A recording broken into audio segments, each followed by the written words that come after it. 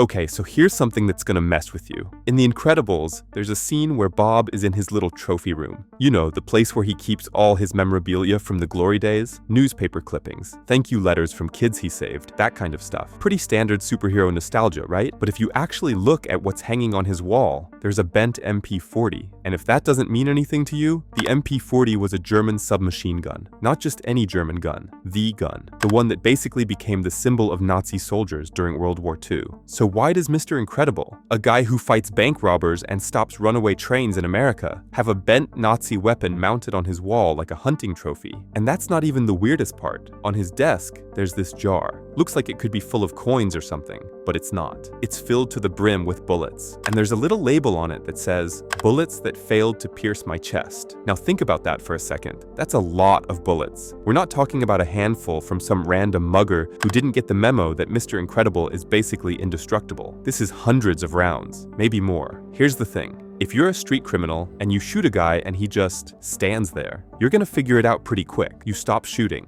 you run. But you know who wouldn't stop shooting? Soldiers. Enemy combatants in an active war zone. They'd keep firing until they were ordered to stop, until they ran out of ammo, or until they were dead. So we've got a Nazi weapon, a jar full of what looks like wartime ammunition, and a superhero whose timeline puts him at exactly the right age to have been drafted into World War II. What if The Incredibles isn't just a movie about a superhero family fighting crime? What if it's secretly about a man who was used as a weapon by his own government, deployed against the Nazis, came home broken, and spent the next 15 years pretending to be normal, while desperately missing the only time in his life he ever felt like he mattered? The evidence is all there, and honestly, once you see it, you can't unsee it. Let me show you what I mean. Alright, so let's start with the timeline, because this is where things get really interesting. Mr. Incredible and Elastigirl get married in 1947. We know this from the opening scene of the movie.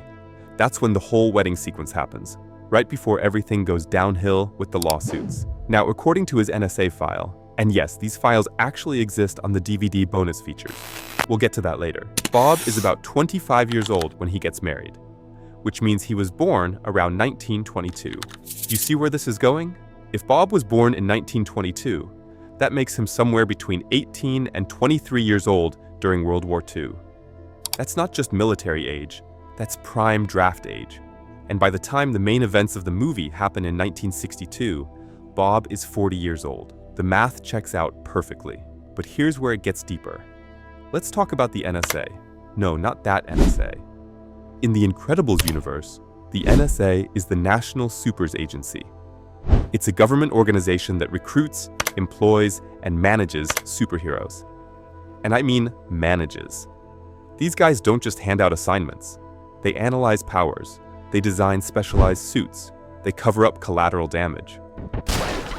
They literally erase people's memories if someone finds out a super's secret identity, like they did with Bob's boss after he threw him through several walls.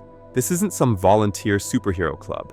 This is a full-scale government operation with agents, databases, psychological profiles, threat assessments, the works. You don't build that kind of infrastructure for random vigilantes who decided to put on a cape one day. You build that for assets, for weapons you want to control. And speaking of control, let's talk about how Bob learned to fight. According to the lore, Bob was trained by a super named Nimble Jack. And here's the key detail. Nimble Jack is explicitly described as a veteran wartime hero. Veteran, wartime, hero. That's not ambiguous language. That directly implies military service. Jack fought in a war, most likely World War I, came back, and then trained the next generation of supers, including Bob. So we've got a guy born in 1922, trained by a confirmed war veteran, working for a government agency that treats supers like managed assets. Already suspicious, right? But wait, there's more. In Bob's den, the same room with the trophy case, there's a poster hanging on the wall. And if you look at it, the style is unmistakable. It's designed exactly like those World War II propaganda posters. You know the ones. Bold colors, dramatic poses, patriotic messaging. And the text? Supers are doing their part. That phrase only makes sense in one context. War. National mobilization. The government calling on citizens, or in this case, supers, to contribute to the war effort. You don't make propaganda posters about doing your part for stopping purse snatchers. You make them when you need people to fight, to sacrifice, to serve. Oh, and while we're at it, let's talk about Helen for a second. Have you ever wondered why Elastigirl is such a good pilot? In the movie, she borrows a jet to fly to Nomanison Island. And she doesn't just fly it, she handles it like a pro. Evasive maneuvers, missile dodging, the whole thing. Even when the plane is literally breaking apart, she's calm under pressure. And remember, during World War II, women weren't typically trained as pilots unless it was for specific military purposes. Programs like the WASPs existed specifically to support the war effort. Could explain her skills. Could even explain that rebellious mohawk look she had back in the glory days. Military service changes people. So let's recap what we've got so far. Bob was born at exactly the right time to be drafted. He was trained by a literal war veteran. He works for a government agency that treats supers like controlled assets. There's World War II propaganda in his house suggesting supers served in the war. And his wife has unexplained military-level combat skills. But the timeline and the government connection? That's just the setup.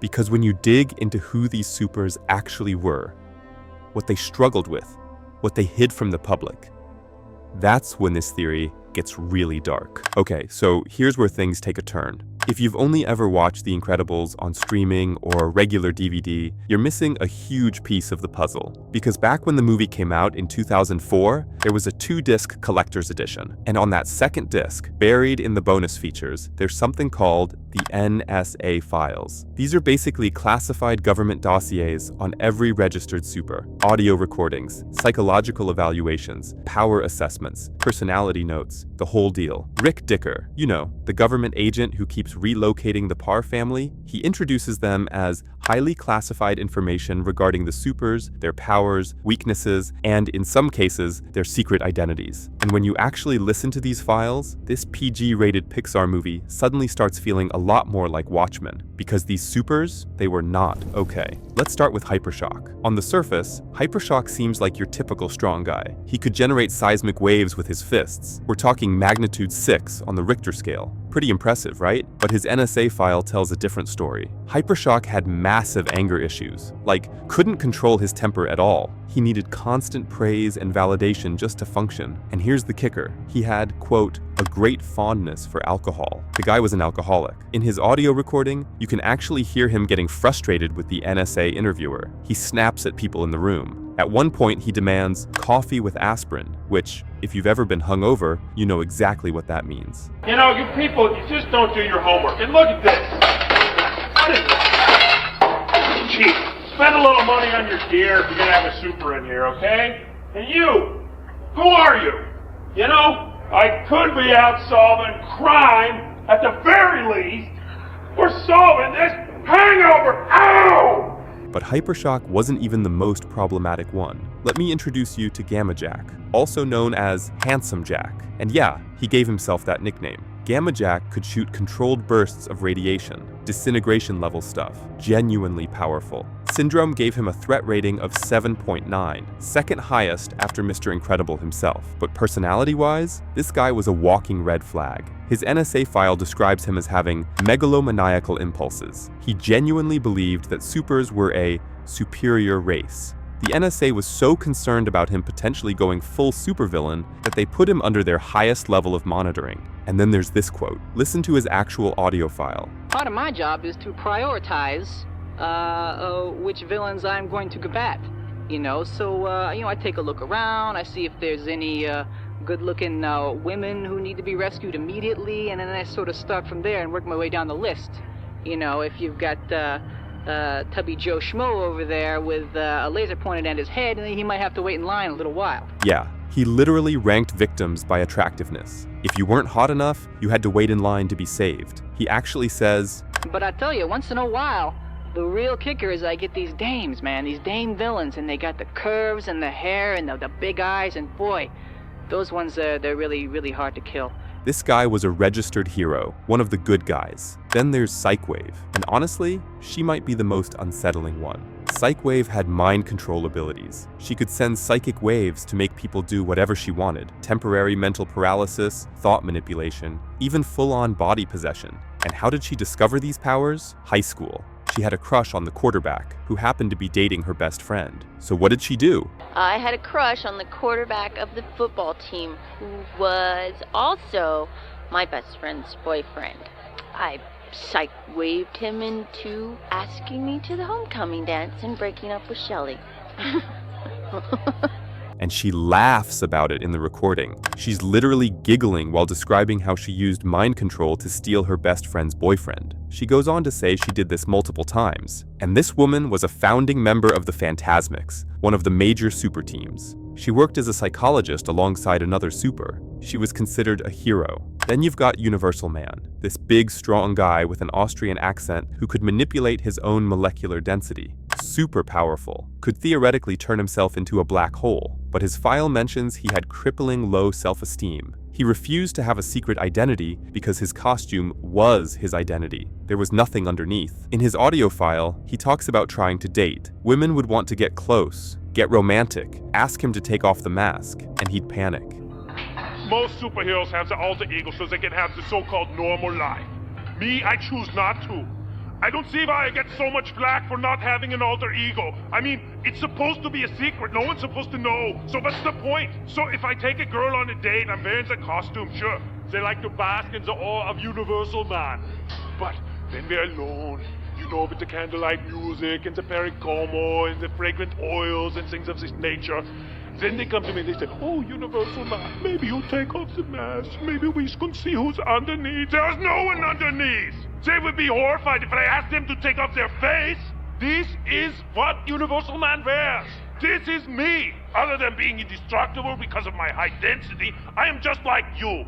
This is a man who literally doesn't know who he is without the suit. That's not quirky. That's an identity crisis. You see what I'm getting at here? These aren't quirky side characters with funny personality traits. These are people dealing with alcoholism, narcissism, identity disorders, manipulation, trauma, some of them barely functional.